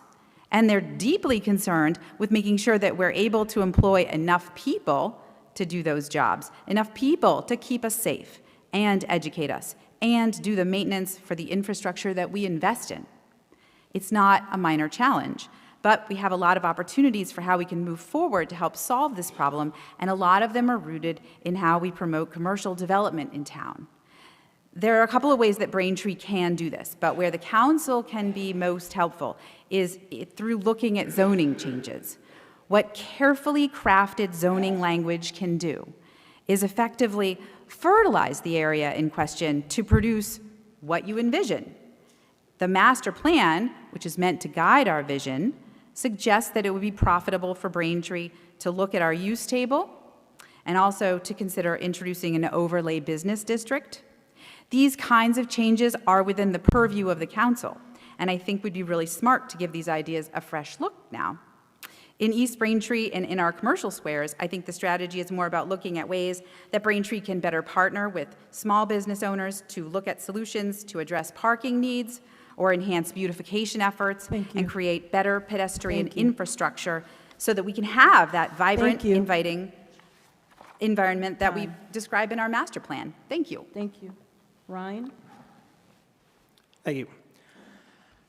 as the rest of my candidates said, there are many priorities that are high on the list here in Braintree. Revenue and the balanced budget is probably number one, because then that trickles down to everything else in town. And especially as a counselor in town, that's something that we can review, ask questions, and make informed decisions on where this money is being spent and how we're getting this money in.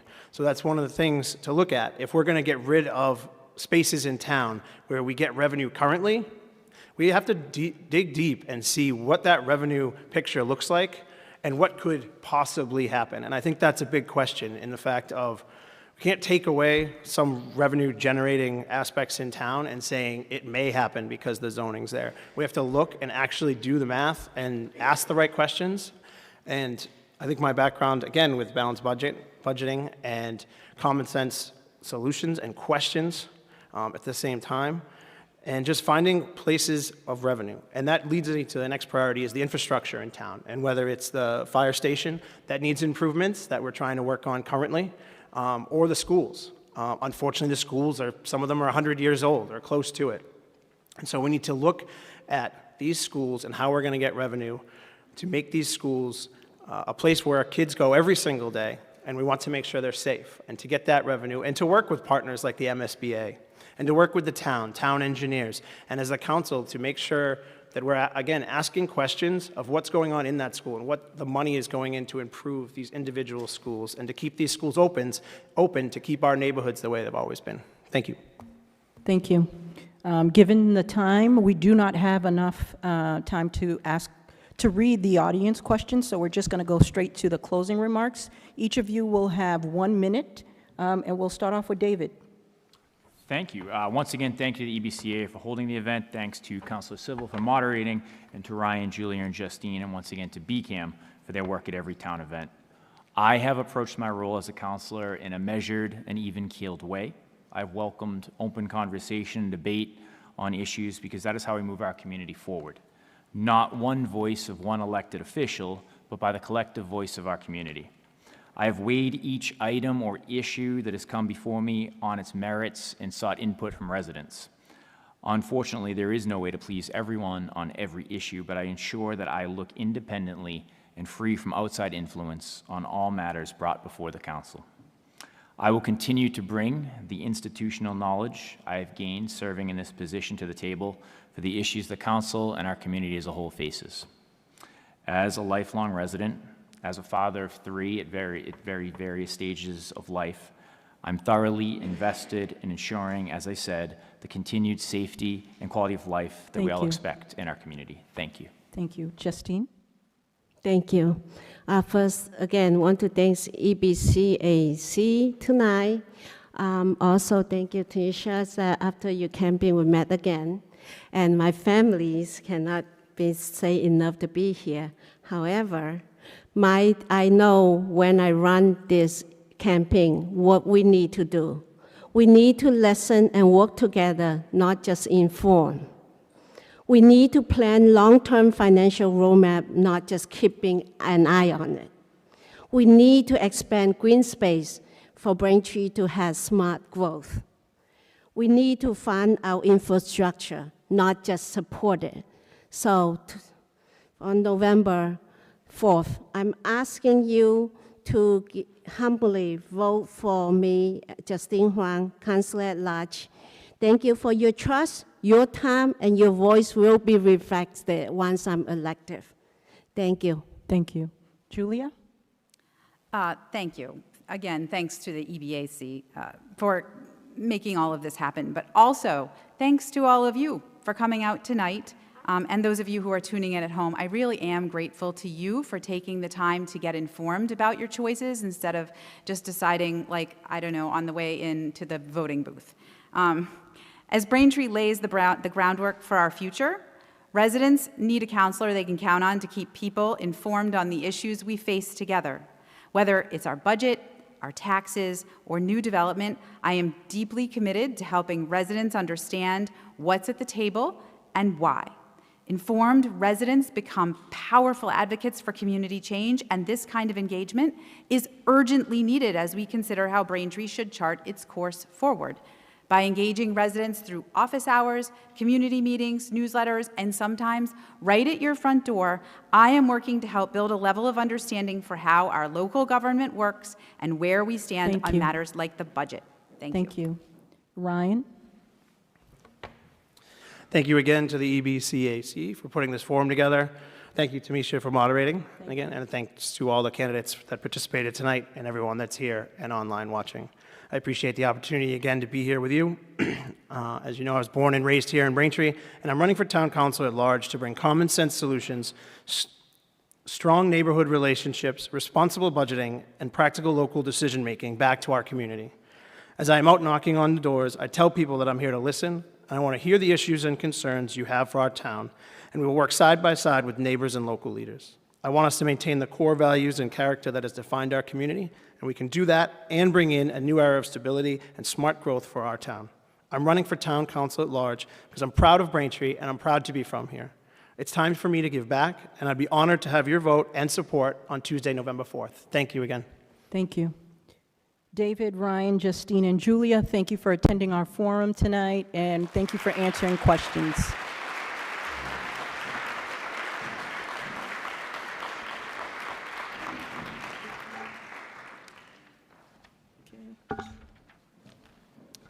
As we conclude the forum this evening, I would like to say thank you to EBCAC for having me to moderate this event tonight. It is an honor and a pleasure again to be amongst you all.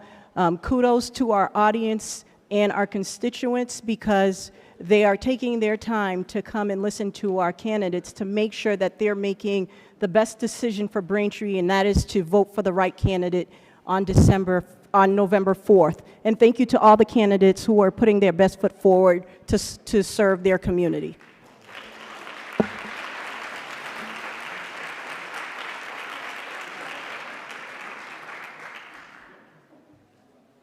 Quick housekeeping, I promise. Thank you again to all who supported this event through their civic engagement, from our volunteers to our candidates and to our residents. Remember, if you submitted a question and your contact information is on there, it will be given to the candidates so that they can answer them for you. And most importantly, we're all here so that we have the information to vote. Last day to register to vote is Friday, October 24th at Town Hall by 5 p.m. and online Saturday, October 25th until 5 p.m. Last day to vote by absentee ballot. Application is due by mail October 28th at 5 p.m. and in person Monday, November 3rd at 12 p.m. at Town Hall. And then obviously, all of you hopefully know that Election Day is November 4th, 2025. And if you need information on where to go to vote for those, you can look it up on the website or you can ask me and I have it here. I won't keep you, but thank you again all for coming out and making time for this important event.